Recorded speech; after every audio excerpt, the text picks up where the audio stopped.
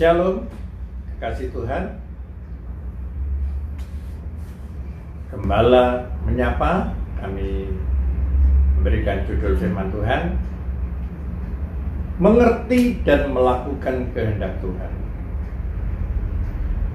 Kasih Tuhan, di mana hari-hari ini kita melihat situasi dan keadaan gereja dengan adanya pandemi corona, banyak di antara jemaat yang tidak berani berangkat ke gereja.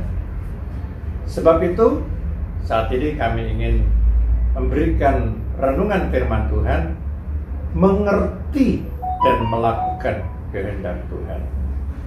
Mengerti itu understanding, ya. Mengerti itu memahami, menyadari.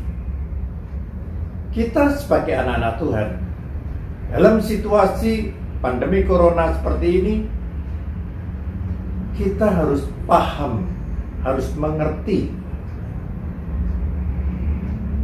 bagaimana sebagai orang-orang yang percaya kepada Tuhan, kita bisa menjadi pelaku-pelaku firman Tuhan. Sebab itu,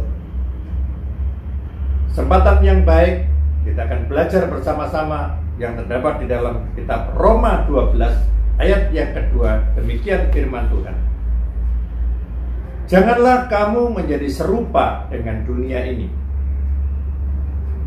tetapi berubahlah oleh pembaruan budimu, sehingga kamu dapat membedakan manakah kehendak Allah, apa yang baik, yang berkenan kepada Allah, dan yang sempurna. Kekasih Tuhan, jika saudara mau melakukan kehendak Tuhan pada zaman seperti di saat pandemi corona, kita harus berubah oleh pembaruan budi kita. Kenapa kita harus berubah? Supaya kita bisa membedakan mana kehendak Allah, mana yang baik, mana yang benar, mana yang tidak benar. Kekasih Tuhan, ada seorang yang bernama Daud. Daud adalah orang yang berkenan di hati Tuhan. Kenapa? Karena Daud dia melakukan kehendak Tuhan. Kekasih Tuhan, kita boleh mengenal siapakah Daud. Daud adalah seorang penggembala. Daud adalah orang yang sangat sederhana. Dari perawakannya, dia tidak seperti Goliat orang Filistin yang gagah perkasa. Tetapi kita melihat apa sih keistimewaan Daud? Yang Daud lakukan pada saat itu adalah, yang pertama, Daud dia membuat pondok Daud. Artinya apa? Daud ini membuat pondok doa, kemah doa, tempat untuk berdoa, tempat untuk memuji Tuhan. Kenapa Daud ini berkenan di hati Tuhan? Karena Daud ini suka memuji Tuhan. Bahkan dikatakan di dalam firman Tuhan, tidak ada hari tanpa memuji Tuhan. Artinya apa? Daud itu mempunyai waktu untuk selalu memuji Tuhan.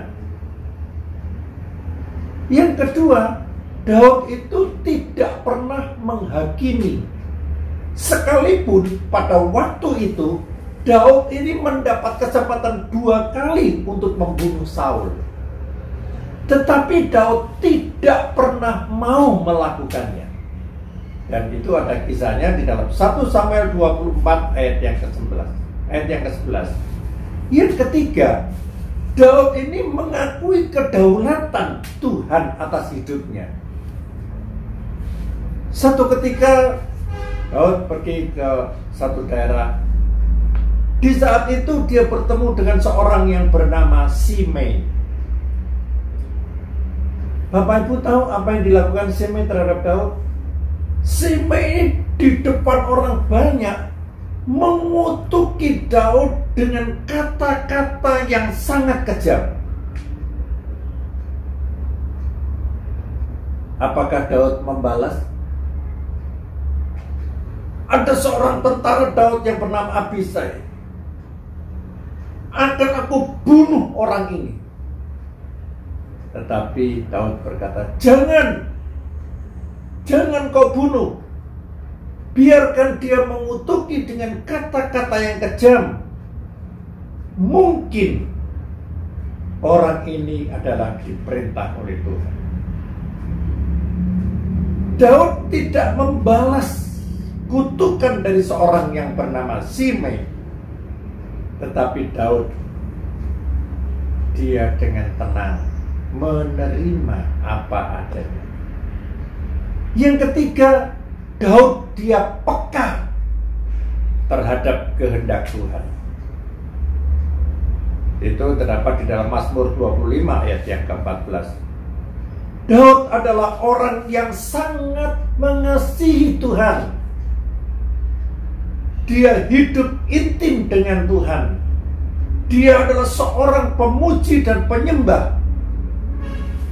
Bahkan di dalam kehidupan Daud memancarkan sinar kemuliaan. Kekasih Tuhan, kalau kita melihat seorang yang bernama Daud, orang tidak menyangka orangnya imut-imut, orangnya yang sangat sederhana, dia seorang pengembala domba, tetapi dia bisa mengalahkan orang Filistin, Goliat yang gagah perkasa. Mungkin secara logika Bapak Ibu Saudara bisa melihat, mana mungkin Daud yang kecil bisa melawan Goliat orang Filistin raksasa. Tetapi karena Daud dia berkenan di hati Tuhan, karena Daud dia melakukan kehendak Tuhan, maka Daud dia bisa mengalahkan Goliat orang Filistin itu. Demikianlah kisah seorang yang bernama Daud. Apakah Daud tidak pernah melakukan kesalahan? Apakah Daud tidak pernah berbuat dosa? Daud juga pernah melakukan kesalahan. Daud juga pernah melakukan perbuatan yang tidak berkenan di hati Tuhan. Dia mengambil istri Batseba, istrinya Uria. Tapi ketika Daud jatuh dalam hal ini, dalam dosa ini, maka Daud segera bertobat dan dia melakukan sesuatu perbaikan, memperbaiki kesalahannya. Dia berubah hidupnya dan dia mengaku di hadapan Tuhan tidak mengulangi perbuatan yang sama.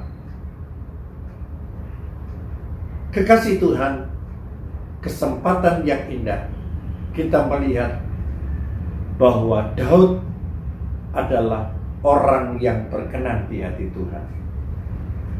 Demikianlah renungan singkat ini, agar renungan ini dapat menjadi berkat bagi jemaat Tuhan, kekasih yang mendengarkan. Mari kita berdoa. Bapa, kami mengucap syukur dan terima kasih kepadamu. Kalau saat ini Tuhan telah memberikan kesempatan bagi kami untuk mendengarkan renungan firman-Mu. Ajarkan dalam kehidupan kami sebagai anak-anak Tuhan, kami boleh mengerti dan menjadi pelaku firman. Ajarkan hidup kami berkenan di hadapan-Mu. Seperti seorang yang bernama Daud. Dia selalu membuka pondok Daud, pondok doa, kemah doa, selalu memuji Tuhan. Dan Daud, dia tidak menghakimi seseorang. Dia peka terhadap suara Tuhan. Dan saat itulah Daud dia mendapatkan kemenangan. Demikianlah kami percaya renungan ini menjadi berkat bagi jemaat Tuhan. Dalam nama Yesus kami berdoa. Haleluya. Amin.